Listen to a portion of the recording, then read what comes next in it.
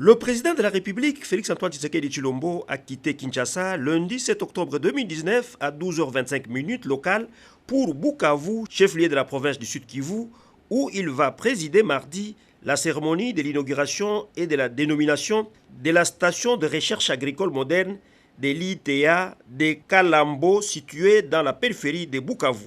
Vu l'ampleur et l'importance de l'événement, le chef de l'État a convié à cette cérémonie plusieurs hautes personnalités, parmi lesquelles ses homologues du Rwanda, Paul Kagame, du Burundi, Pierre Nkurunziza, et du Kenya, Uhuru Kenyatta, selon les sources officielles. On signale également la présence, parmi les invités de marque, des anciens présidents Joseph Kabila Kabange de la République démocratique du Congo, sénateur à vie, et Olusegun Obasanjo du Nigeria, ainsi que le président du groupe de la BAD, Banque africaine de développement, Akinwumi Adesina. Avant de s'envoler pour l'aéroport de Kavumu à Bukavu, le président de la République, accompagné de la première dame de la République démocratique du Congo, Denise Nyakeru Tshisekedi, a été salué par quelques autorités urbaines, tant civiles que sécuritaires, de Kinshasa, dont le vice-gouverneur Neron Bungu, qui, à cette même occasion, a reçu de la part du chef de l'État des instructions précises concernant notamment la situation sociale de certains Kinois victimes des catastrophes naturelles des suites des dernières pluies diluviennes qui se sont abattues sur la capitale. Question certainement pour Félix-Antoine Tshisekedi Tshilombo qui tient à tout prix à combattre la pauvreté, l'exclusion et la vulnérabilité, d'améliorer les conditions de vie de ses concitoyens.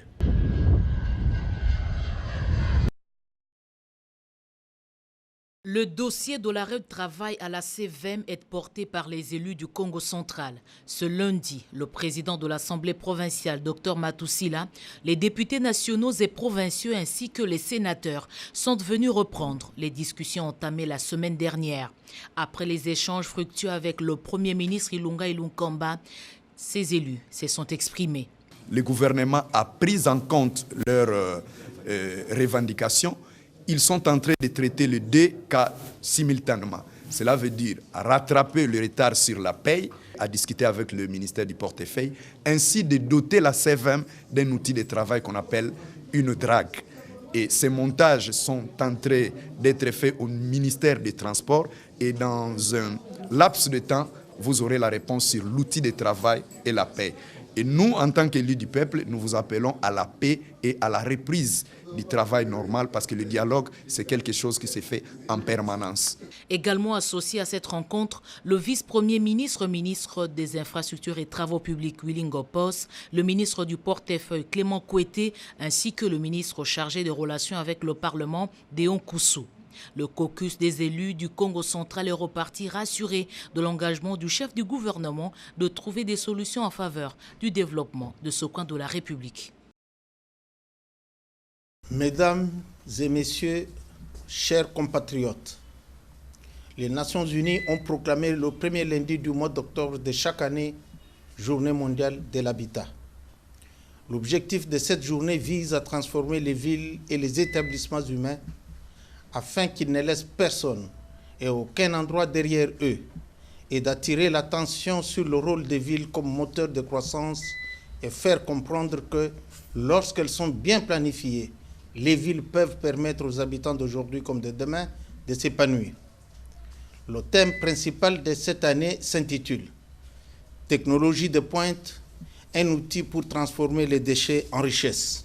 Des thèmes appropriés en cette période où le chef de l'État, Son Excellence, M. Félix-Antoine Tshisekedi Tshilombo, tient à faire de la décentralisation des villes et établissements humains son leitmotiv de travail. Les villes de la République démocratique du Congo produisent environ 1 milliard de tonnes de déchets par an et peinent à répondre aux exigences de base en matière de gestion des déchets. L'absence d'une gestion adéquate des déchets a entraîné une pollution excessive de l'air, du sol et de l'eau, menaçant la santé publique, les écosystèmes et la biodiversité, ainsi que l'accumulation d'immenses quantités de déchets dans les océans du monde.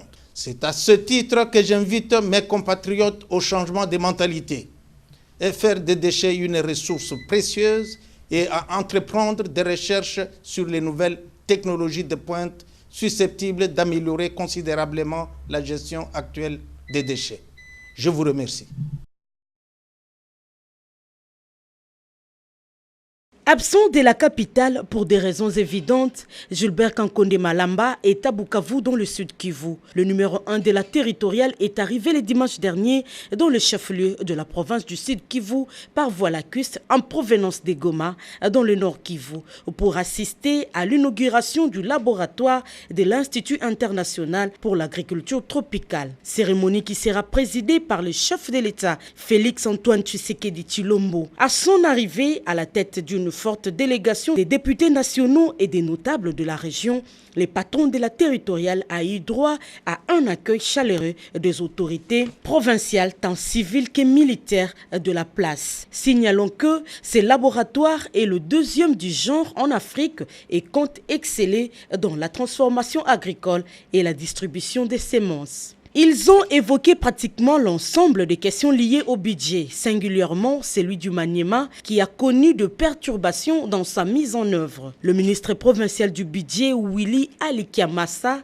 et le vice-premier ministre du budget, Jean Bodemayo, assistés par le vice-ministre Félix Momat Kitenge, ont examiné de fond en comble ces sujets. Et là-dessus, le patron du budget a promis son accompagnement dans l'élaboration et consommation des crédits d'investissement alloués à cette province. Autre sujet abordé, l'inadéquation entre la rétrocession et les charges de la province. Le préalable avant les dépôts du budget 2020, mais aussi l'exercice citoyen sur la reddition de comptes.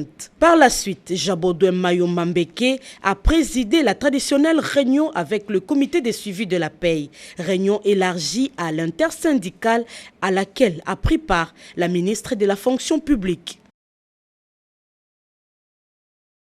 Des champs dévastés par des pachydermes, des productions entières parties en fumée. La situation perdure voilà bientôt 20 ans dans les territoires des Malemba-Nkulu, Bukama, Kamina et Manono dans le Olomami. Un dilemme qui ne laisse pas le choix entre protection d'une espèce menacée d'extinction et la survie des paysans au prix parfois de leur vie face à ces mastodontes. L'on parle de 20 personnes tuées les 2 dernières années. C'est ainsi que les élus du Olomami ont présenté la situation actuelle au directeur général de l'Institut congolais de la conservation de la nature, Cosma Wilungula, qui s'est montré très attentif et ont ensemble discuté sur les actions à mener pour finalement trouver la solution. Nous venons de changer avec le DG de l'ICCN et son équipe. Nos échanges ont tourné sur les pistes de solutions que nous devons envisager pour que ce qui arrive à la population ne se répète plus. Mais aujourd'hui, nous nous sommes soudés comme un seul homme pour que la population du Olomami soit cette fois-ci entendue. Nous savons une seule chose, que nous sommes prêts à pouvoir les accompagner dans un processus de solution efficace. Les éléphants sont protégés, c'est vrai, mais l'homme est au-dessus quand même des éléphants. Sans les éléphants, nous savons une chose, qu'on a des problèmes de survie, mais avec l'homme, c'est celui qui garde et qui protège les éléphants. La question sur les conflits entre gardes des parcs et pêcheurs a été également évoquée. L'on envisage, concernant les éléphants qui dévastent les champs, une indemnisation des victimes ainsi que des projets de développement pour les populations autour du parc, une manière de garantir la paix sociale. Jeux de la francophonie Kinshasa 2021, après la réunion interministérielle tenue le week-end dernier, réunion présidée par le ministre d'État à la coopération internationale, intégration régionale et francophonie, maître Pépin Guillaume Mangelo. Ce lundi, les séances de travail se poursuivent et ce, dans le but de répondre aux soucis du Premier ministre qui attend des précisions sur les termes de référence de l'organisation des Jeux qui répondent à un agenda précis avec des éléments de participation spécifiques liés à la jeunesse de la tranche d'âge de 18 à 23 ans, cible principale de l'événement. Bien avant, le ministre d'État Pépin Guillaume Mangelo a échangé avec l'ambassadeur de la Zambie en RDC, Frida Nyambé. Ce dernier se réjouit de l'excellence des relations de coopération entre les deux pays. Et on annonce également la signature du protocole d'accord entre Lusaka et Kinshasa sur l'exportation des maïs. Comme vous le savez, il est chargé dans la coopération. C'est un ministre clé pour nous, pour la coopération avec notre pays. c'est exact. Le ministre du Commerce extérieur et celui de l'économie de la RCDC se sont rendus en Zambie et qu'ils ont signé l'accord entre les deux pays. Plus de 5 millions de tonnes de maïs zambien seront déversées sur le marché congolais dans les tout prochains jours et ce, dans le cadre de cet accord de coopération. Dans sa vision de redorer l'image de la presse congolaise, aussi bien au niveau national qu'international, les tractations sont déjà entamées par le ministre d'État, ministre de la Communication et des Médias, David Jolino Diwampové Samakelele, en vue de l'organisation incessamment des États généraux de la presse. C'est dans ces contextes que l'UNESCO envisage bien apporter sa pierre à l'édifice. L'audiovisuel, les médias en ligne et la presse écrite sont tous concernés par ces prochains forums qui apparaît dans les priorités du ministre d'État. Il est très important qu'une sorte d'audit, ou en tout cas une sorte d'évaluation soit faite sur les problèmes que rencontre la presse au Congo, que des recommandations sortent qui puissent être, si vous voulez, le programme en tout cas du ministère pour vraiment faire en sorte que la presse congolaise puisse retrouver ses lustres, puisse être une presse au service donc, du public, presse de service public comme on le dirait, une presse au service du développement. Donc c'est ce dont nous avons discuté, nous avons écouté le ministre qui nous a donné des instructions claires sur ses attentes et l'UNESCO fera en sorte de l'accompagner dans la réalisation de ces états généraux. Ce sujet, nous l'avions abordé déjà à l'occasion d'un colloque récent. Mon souhait de voir bouger les lignes de la presse en République démocratique du Congo, qu'il y ait des réformes, qu'on ait de l'audace pour les faire. Je écoutais religieusement le représentant de l'UNESCO qui a beaucoup d'idées et qui m'a aidé naturellement à concrétiser celles qui m'habitent. Et je pense que la conjonction de ces deux énergies-là, gouvernementale et des Nations Unies, fera que nous ayons des États généraux qui seront à la hauteur des attentes à la fois du monde de la presse et des gens qui aiment la radio, la télé et les médias en ligne. La presse étant considérée comme quatrième pouvoir, devrait aussi préserver une bonne image dans l'accompagnement des instructions de l'État. D'où l'importance des réformes innovantes adaptées à la situation réelle vécue dans les pays.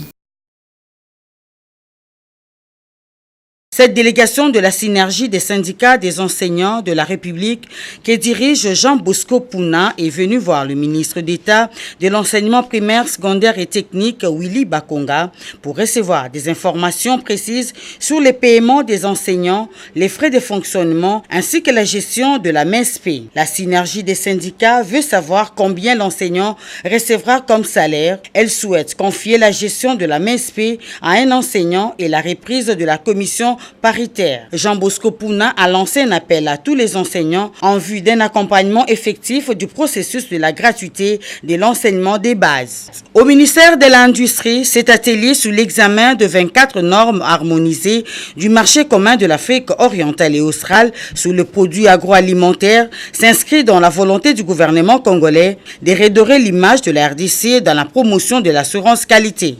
Le ministre de l'Industrie, Julien Paluku Karongia, qui a ouvert ses assises de 3 jours, a invité les experts de la commission technique chargée de l'examen de ces normes de COMISA à plus de sérieux et de performance afin d'améliorer la compétitivité des entreprises locales et des produits agroalimentaires à l'échelle tant sous-régionale, régionale qu'internationale.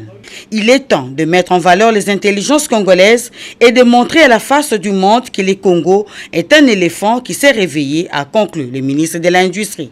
Au ministère des Droits humains, le ministre André Lite Asebeya a échangé avec les députés nationaux élus de la province du Haut-Uélé.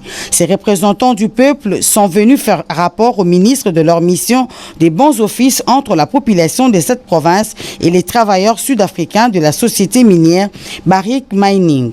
À la base de ces bras de fer, les violences xénophobes des Sud-Africains aux étrangers. Le ministre des Droits humains, André Lite Asebeya, a promis à ses hôtes de s'impliquer personnellement pour une médiation entre les différentes parties afin d'une cohabitation pacifique. Et enfin, Au ministère du Développement rural, parmi les secteurs où le projet PRISE est intervenu pour ses réalisations, il y a la santé, l'éducation et les secteurs de l'eau. Des constructions de plusieurs écoles, des centres de santé et des forages d'adduction d'eau potable ont été construits dans la zone centre du pays, précisément au Kasaï. Au-delà des contraintes et autres difficultés rencontrées, toutes les réalisations ont atteint plus de 90%. Bruno Zalizali, chargé de projet à la Banque africaine de développement, est venu faire part de ce rapport au ministre du Développement rural, Guy Mikulu Pombo. Les chargés du projet de la BAD étaient accompagnés du secrétaire général au développement rural, Georges Toshi, président du comité de pilotage de projet, ainsi que du coordonnateur du projet PRISE, Deo Sunzu. Le ministère délégué aux affaires sociales en charge de personnes vivant avec handicap, une innovation au sein du gouvernement Ilunga, prouve à suffisance l'importance qu'accorde le chef de l'État à cette catégorie de personnes. Il ne s'agit surtout pas d'une simple représentation physique de ces personnes au sein du ministère, mais surtout de l'apport de personnes vivant avec handicap dans la société. La ministre déléguée Irène Essambo, qui s'appuie sur cette logique, tient à relever les défis qui l'attendent. La question a été soulevée au centre de cet échange avec la délégation du département de master en transformation sociale à l'Université protestante du Congo, conduite par l'évangéliste Olivier Mbayo, représentant du chef du département, le professeur Micheline Kamba. Il faut que l'intellectuel congolais, que les personnes vivant avec handicap et les autres accompagnent tous Excellence Irène Essambo pour que la réussite de ces ministères s'efface et que, comme les personnes vivant avec handicap à ces jours peuvent être comptées sur le plan social, sur le plan économique et pourquoi pas sur le plan politique, comme ça vient de se faire avec la nomination d'Excellence Essambo. Au nom de personnes vivant avec handicap, le professeur Micheline Kamba remercie le chef de l'État pour cette marque de considération en tenant compte de la Constitution en son article 49. Je voulais remercier le chef de l'État d'avoir pensé à nous en mettant un ministère qui est rattaché au ministère des Affaires sociales. Et c'est là où nous parlons de vulnérables, comment faire la promotion de personnes vulnérables. Il est préférable d'être transformé avant de transformer. La République démocratique du Congo a besoin d'une transformation holistique afin de parvenir à un développement intégral. Tel est le combat mené par ce département. La tumeur, définie comme une augmentation pathologique des volumes d'une partie d'un tissu ou d'un organe due à une prolifération cellulaire formant un nouveau tissu, tue des milliers de personnes à travers le monde. Cette maladie est en train de terrasser le Congolais Olivier Kabanga. Âgé de 39 ans, il souffre de la tumeur faciale depuis plus de 2 ans. Est interné à l'hôpital général de référence de Kinshasa, ex-Mamayemo, au pavillon 8A. Olivier Kabanga doit être évacué à l'extérieur du pays pour des soins appropriés car la maladie s'est aggravée. Ses parents, fonctionnaires de leur État, se disent incapables de sauver la vie de leur fils.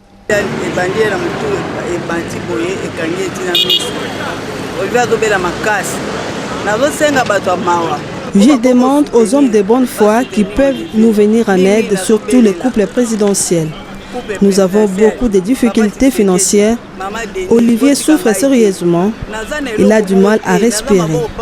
Dans les différents hôpitaux que nous avons sillonnés, on demande des fois 13 000 $, des fois 15 000. Sa maladie nécessite un transfert à l'extérieur du pays.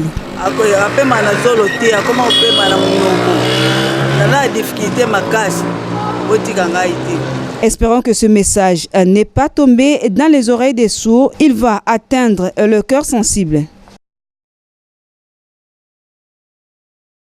Le forum économique dénommé Investir en Afrique va se dérouler en Afrique du Sud au mois de novembre. Cette réunion coïncide avec la visite d'État que le président de la République, Félix-Antoine Tshisekedi Tshilombo, devra effectuer dans ce pays. Ce forum met face à face le secteur public et secteur privé de la RDC devant les investisseurs internationaux. C'est dans cette optique que le ministre de Mines, Willy Kitobo Samsoni, a promis son soutien à cette organisation et son implication notamment en vue de la participation au forum Africa Broadband Corporation. Selon la chef de la délégation de ABC, ce forum sera consacré à l'investissement, aux infrastructures, à l'énergie, aux mines et à l'agriculture. Dans un autre chapitre, l'ambassadeur des États-Unis en RDC a échangé avec le ministre de Mines, Willy Kitobo Samsoni, sur la sécurité juridique des investissements américains. Ma première occasion de venir à visiter avec le ministre de Mines. Comme vous savez, les États-Unis ont de grands intérêts dans le secteur minier. Le président Tshisekedi a une très bonne réunion à New York, organisée par notre ambassade avec le Business Council International Understanding à New York, avec 20 à 25 compagnies américaines qui sont intéressées d'investir à la RDC, pas seulement le secteur minier. L'on se souviendra que le récent séjour du chef de l'État, Félix-Antoine Tshisekedi Tshilombo, aux États-Unis, a consacré une part belle aux investissements et aux affaires.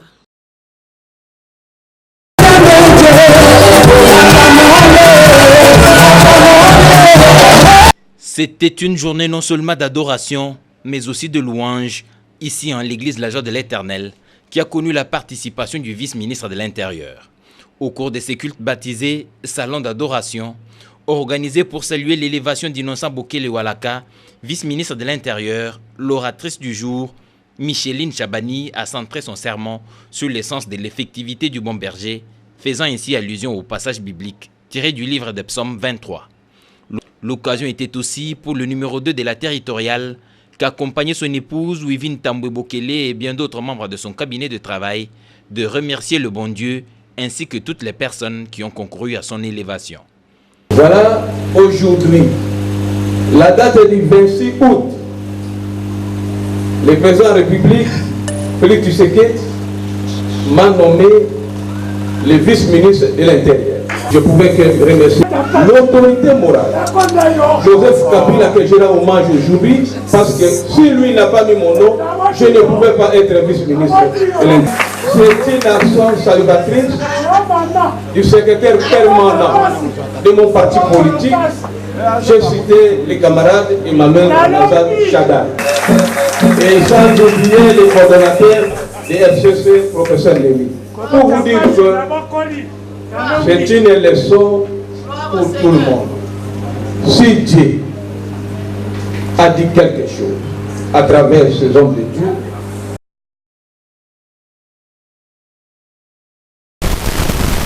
nous, cadres universitaires de l'espace Lega, aux fonctionnaires de l'État, aux cadres, membres de la société civile et notabilité, représentant la communauté Lega tout entière, nous trouvons à Kinshasa, en République démocratique du Congo, sommes fiers de compter 3 de nos sœurs et frères dans le tout premier gouvernement issu de la première alternance politique apaisée de notre pays, la République démocratique du Congo, depuis notre accession à la souveraineté nationale et internationale. À ce titre, qu'il nous soit permis d'exprimer nos remerciements les plus vifs à Monsieur le Président de la République, chef de l'État, Son Excellence Félix-Antoine Tshisekedi Tshilombo, pour avoir placé dans sa première sélection gouvernementale notre fille et nos fils, dont les noms et postes ministériels ci-dessous. 1. Vice-premier ministre, ministre du Plan, Madame Élisée Monembwe Tamukumwe. 2. Ministre de la Culture et des Arts, Monsieur Jean-Marie Lukunji Kikuni. 3. Vice-ministre de la Justice, Monsieur Bernard Takaï Sengumbi. Pour nous, représentants de tout un peuple, le peuple Lega, cette nomination est une très grande reconnaissance de nos valeurs et de la grandeur de notre peuple.